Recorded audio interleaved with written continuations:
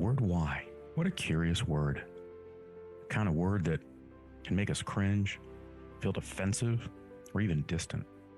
But sometimes why is the key that can unlock so much to our lives. Join me as we explore the why with fascinating contributors to the world, those that entertain us, inform us, teach us about life, and if we're lucky, inspire the next in all of us. I'm your host, Dr. Rod Berger, and welcome to Headroom, a production of Rainlight and co-produced by Old Soul. Let's go. Welcome to a very special episode of Headroom, coming to you from Wisconsin, Madison, at CultureCon.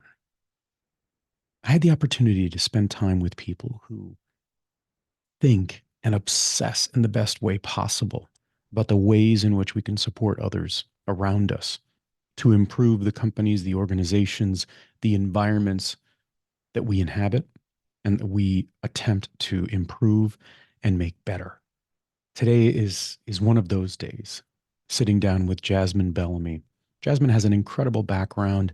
She is founder and spiritual director of Love 101 Ministries. She's the former vice president of merchandising planning for Reebok Community and Culture. She was with Gap for a number of years. Before that, she was with the Kmart Corporation. She has been named one of the top 100 out of Sports Illustrated, 100 influential Black women in sports. She is a thoughtful human being. She is compassionate. She is committed to understanding her own role in the world that she lives in and plays in, and how she can better that world for all of us. So I hope you enjoy this conversation with my new friend, Jasmine Bellamy. Jasmine, so nice to spend some time with you. Look, I have been going to events. Well, I have a lot of gray hair, so I've been to quite a few events. And what was so refreshing about my experience, and we had chatted briefly before, even through email, there's an authenticity that I want to underscore with you, and there's an acknowledgement sort of in the room, the sort of classic acknowledging something in the room, that what you might first think is not what it is, right? If we sort of dive a little bit deeper. And I say that because the word love is something that I think, if we're honest with ourselves, can sometimes make us feel uncomfortable. It's very off-putting. It can be off-putting.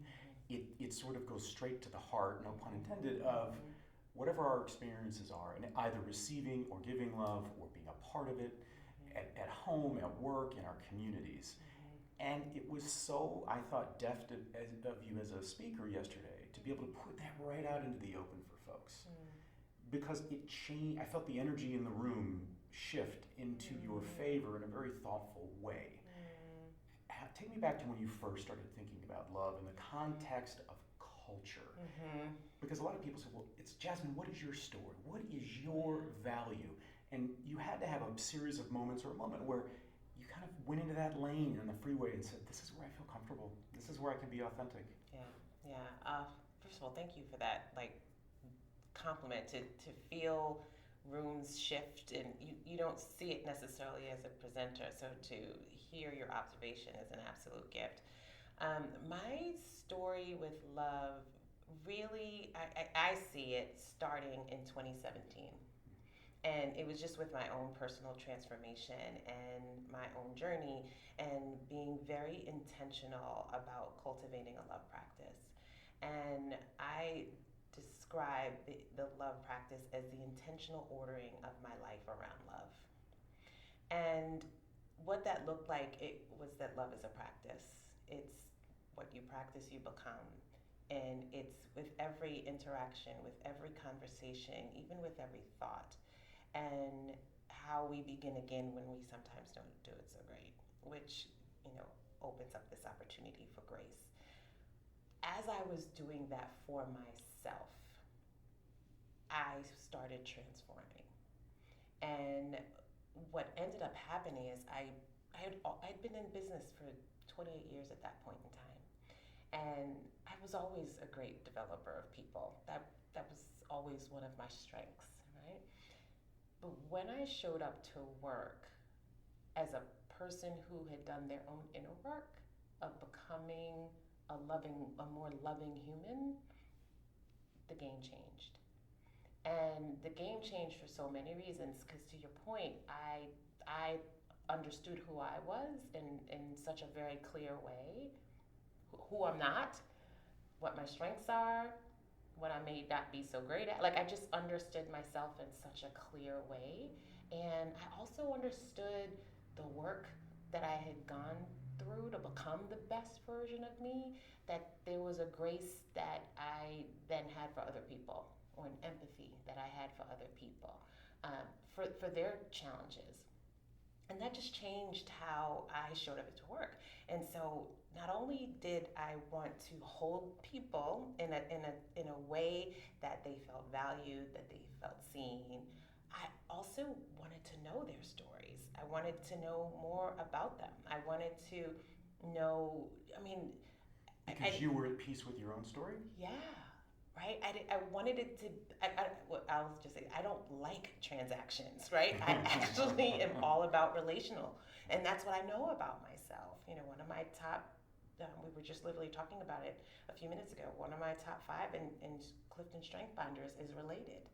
And so for me, a relator, I don't like doing transactional things with people. And so I would want to know more. I wanted to know what they were interested in doing. I just was interested. And as I started to see people in a more loving way, they felt that that type of leadership was different. And they felt that they could be themselves. So me being myself gave them permission to be themselves. And then we came to work in a much safer, freer environment. One that they felt supported, one they felt that there was someone who really was fanning their flame and cheering them on. Not one who was going to be there to critique them and be harsh, challenging, yes. Also, but moving, walking alongside and moving obstacles out the way, as needed so they could grow. So it created a very different environment. And I'll, even though this is the very end of kind of that entrance onto that highway, when I left Reebok, I got texts unsolicited from the people that I worked with. And one person said to me, "You created calm." That was her word. That we knew, I never pushed down fear, because I am all about dismantling fear in the workplace, because it's, to me, is the opposite of love. And she's like, "You created calm so that even in the challenge, we could sit with what it is, and we were clear-headed to be able to think about how do we tackle it together." Headroom is produced by Old Soul, a one-stop marketing agency that understands the power of brand and nuance. Reach out to my guy Matt at Old Soul and supercharge your brand and content strategy. That's Old Soul. Shoot Matt a note at aoldsoul.com. That's AOLDSOUL.com. And now, back to our guest. Jasmine, it's a little bit like a superpower. When people talk like, "What's your superpower?" It is love. But what's fascinating, if we sort of go down that rabbit hole, is that when we think about sort of classic superhero powers, right? It's something that I can do to another. I can inflict. But it's a me too, right? Mm-hmm. Me moving something forward, moving a rock, but creating calm is a very different sort of magnetic pull. Well, it goes back to what you said about changing the energy in that room yesterday. And it's funny, another love practitioner who I follow, Jackie Lewis, her nickname is Storm. And she is called Storm because she changes the weather. And as you were saying that, that's what came to mind, because there is this ability to change the weather when you determine to bring love into that space. It transforms spaces. And it's not me, right? It's not. So yes, it's my superpower, but at the same time, I have no control over it. But there's just something about bringing love into a room that can really transform cultures and spaces. But I would say the other thing that one of the person said to me, it opened up a confidence in them and themselves, that they had been with the company 16 years, but they saw themselves completely differently because of the way I led. And it gave them more confidence to be themselves and really show up in a more authentic way. And they were a better business driver, a better collaborator because of that. And the third said to me, she's like, what you are doing, the way you lead is world changing. And so what I know is that even though we're talking about culture at work, it is not just changing culture at work. When you are unleashing these potentials in people, it's going home with them. And it's transforming not just their lives, but the lives of their families. And so to me, that's been the part that's just most gratifying about it, is that you see more joy in people, you see more peace in people, you see them light up. It's Were what you that way illuminates them. as a young girl in school? Were you someone that could, I mean, not to sort of co-opt Jackie's storm, right? Making weather, right? But did you have that sensibility about yourself that you could read a room, that you could feel sort of the temperature and understand maybe where you could assist or de-escalate? Yeah. Like, where do you remember that from a youth's perspective? I've always been a connector. I've like in the fact that I've always seen the gifts in people, and I'm always remembering their stories, and then when I hear somebody else's story, always about connecting. Jokingly, I really did connect 2 marriages, because I was a connector of people, for sure. But I really didn't see what you're talking about until I had my own daughter. And I remember going to, as a parent, going to a parent-teacher conference, and to hear the professors talk about my daughter and how she brought an energy into the room, and it was always generated by her smile. And when they told me that, it was like when I got to see her face, all of a sudden I realized what my face has been bringing into spaces that I had never really understood because I don't see it. But I saw hers, and them giving me language for how it changed things. I understood then what people were saying to me all those years, and I could never really connect the dots on. I want to take a little bit more of a deeper dive and try to understand the complexity and both the positive and maybe the challenging side of being a woman of color in this space. And with a backdrop of, I see the value when I'm walking around a culture con and understanding the power of story and inquiry and care and love.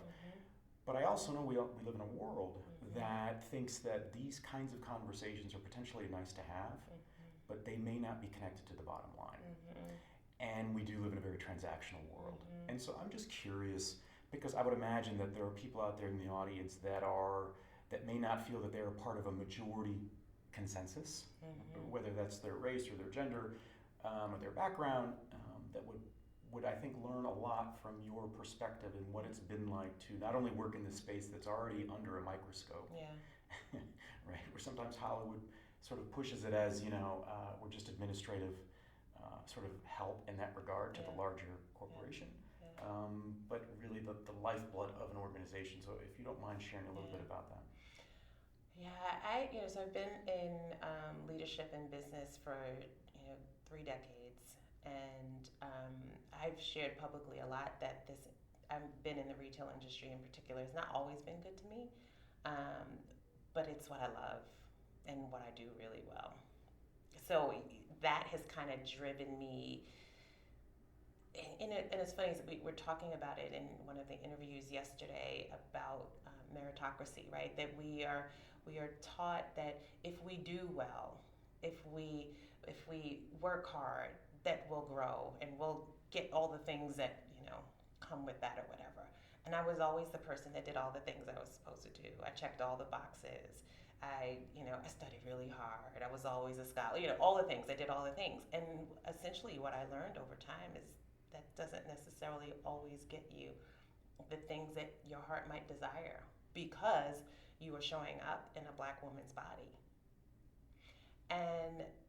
But how that intersects with where this love practice has been for me is that I'm less concerned about what other people think about me. And I'm so centrally grounded and focused on who I've been put on this planet to be and the gift that I am to this world. And so, because that is my center point, I'm aware of what the world does, but I don't get to control them. The only life I get to steward and control is my own. And so I get to decide how I move through this world. That's what agency looks like for me.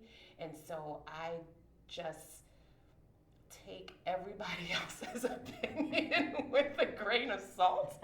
In that sense, it's not like I'm not conscious and aware of all of the stereotypes and the misogyny and all the lovely things. I'm keenly aware about it. It's heartbreaking. I'm painfully aware of it. And I also know that I am also a force. And so I've just been so focused on, I don't get to tell them they're wrong, and I don't get to control who they become, but I get to control who I become. And so that has been kind of the thing. Yes, people call it resilience, but I just see it as an anchor, and that I love myself well. And I know that there is something that has been put in me to do, and I didn't ask for this, to be honest, right? It wasn't my plan, but it's been cultivated in me, and so I'm so committed to seeing how it can transform. And I do think that it is from the particularity of a Black woman that the concerns of the marketplace break my heart. And I know that it can be so much better. I know that the way we do business is not great for most people. And what if it were? What if it were wired that both businesses and people could flourish? What could we create together if that was our motive? And so that to me is more important. That's a driver. Than the other things. And so I have the audacious, idea that it can be so. And so that's what I keep moving toward. And I'm not just hoping. Somebody said yesterday, hope is not a plan, right? I'm not just hoping that it will be that way. I am actually committing my life to doing that and seeing it come to pass. And that's why I come to places like CultureCon. I remember when I first landed on the homepage and I read their description of themselves. I'm like, these are my people. And this is where I must come to continue to be in community. So you talked about in your journey starting in 2017 about, you made one little remark that I think is really important. You talked about knowing what you're not. Yeah. I think that gets to the heart of sort of the human experience. Mm-hmm. But it's very hard to put that into sort of education in the way in which we think about teams, because there's this negative connotation. But the value on the other side of that exploration is incredibly powerful. Mm-hmm. How can we take sort of the ethos of that and apply it to what I think, so I'll say for myself, that the challenges where people are negatively looking at DE&I and not understanding the spirit, the sensibility of it, that if any group of people are going to help shepherd us through this in a positive light, it's probably going to be HR professionals, chief people officers, people with your background that's in it. We understand the application of this. We'll hold on to whatever you'd like to put and sort of slap on like a sticker that this is what it is when it's really not. Help me understand that when we're trying to get to the core of what we're not, because it's not, we're not saying anything negative about their own essence of who their constitution at all. Talk a little bit about that. Yeah, I mean, how I kind of came to this place is the fact that I knew that DEI work was not an intellectual exercise. I can start with that, right? Like literally how the work that I offered to Reebok at the time in terms of leading United Against Racism, change management, and creating creating courageous conversations as the vehicle that we would do it. It was because I knew that just having 23 hours of DEI training was purely an intellectual exercise, and that was not going to transform people. And Courageous Conversations was created specifically to do two things: create proximity and storytell, and allow narrative to transform people. And so for me, if everybody keeps going at it like, I'm just going to learn some things and then I'm going to, be transformed, we're kidding ourselves. And it's what this work does, and from my lived experience, it drops from the head right into the heart. Because when you start to understand another human's life story, you open up the aperture through which you see the world. And I get that we see the world through our lens. I do, right? That this is the only one body we have. But it's through the storytelling that we start to see it through other people's lenses.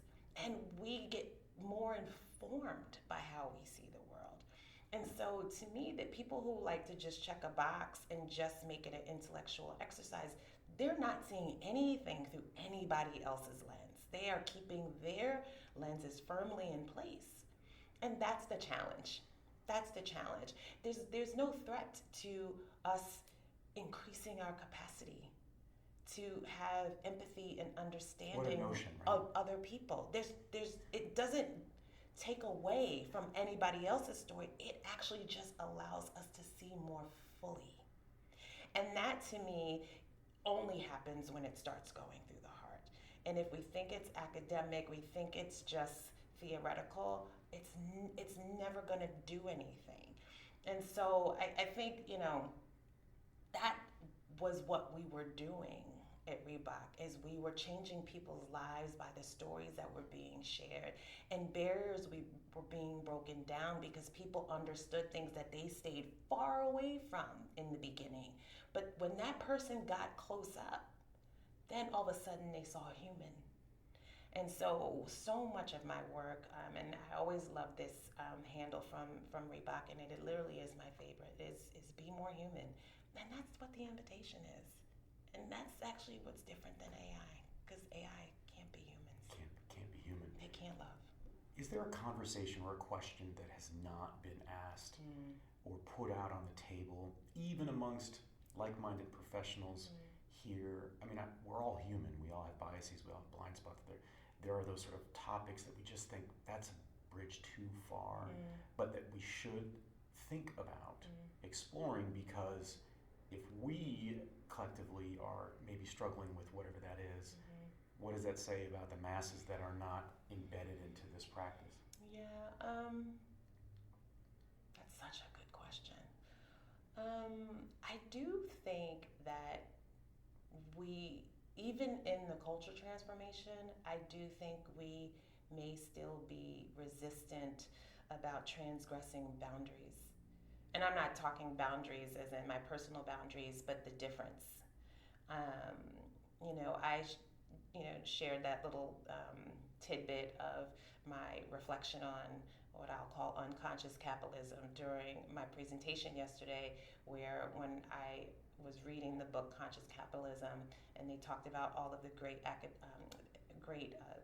growth of the U.S. marketplace in 1776 without ever mentioning the enslaved Africans, how I was just like, I don't even understand how a book like this is published, right? By Harvard, by no less.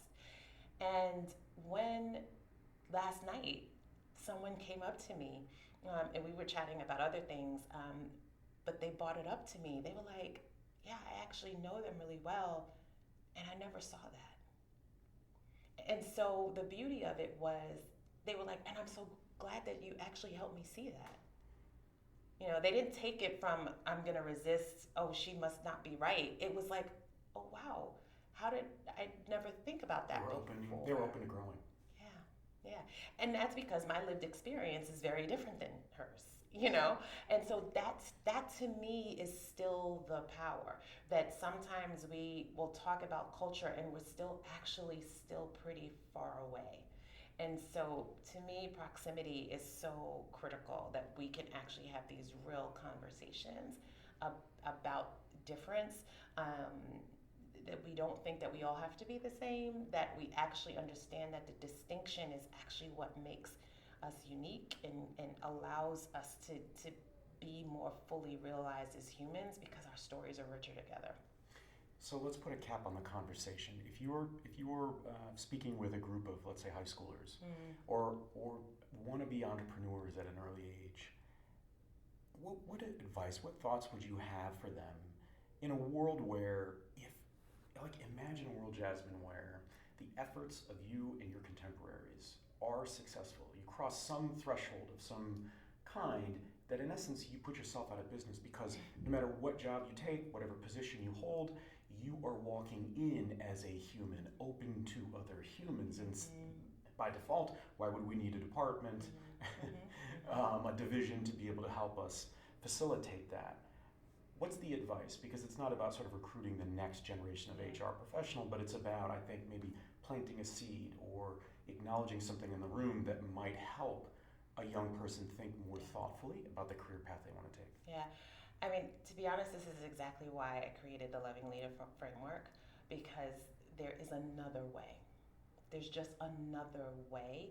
And we have been operating in a particular pattern in the marketplace for centuries.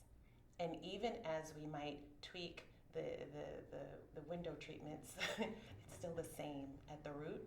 And so to me, it is about transforming the cultural norms, the behaviors, the patterns, and naming and looking at what has really been driving the marketplace all this time, this marketplace that has been built on the dehumanization of people and the objectification of people.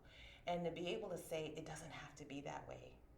Because what happens every day is people walk across a threshold of a building or the virtual building, and they operate under a different set of values because they want to be successful, because that's what it takes to be successful. And what I'm saying, it can take something else to be even more successful. And so my work is so committed to creating the confidence in people, the awareness in people, the possibility that there can be another way of leading. And particularly when we talk about high schoolers and we talk about Gen Z, they are not having it the way it is today. And so to be able to actually say to them, this is another way. From what I have heard already from the college students I've talked to, this is a way that they can get on board with. And so what is it about bringing that to life for them so that they can create and usher in a whole new culture for the marketplace? Thanks for taking the plunge into Headroom, where we uncover the why behind the what and who impacting our lives. Headroom is a production of Rainlight and co-produced by our friends at Old Soul. I'm your host, Dr. Rod Berger, and this is Headroom.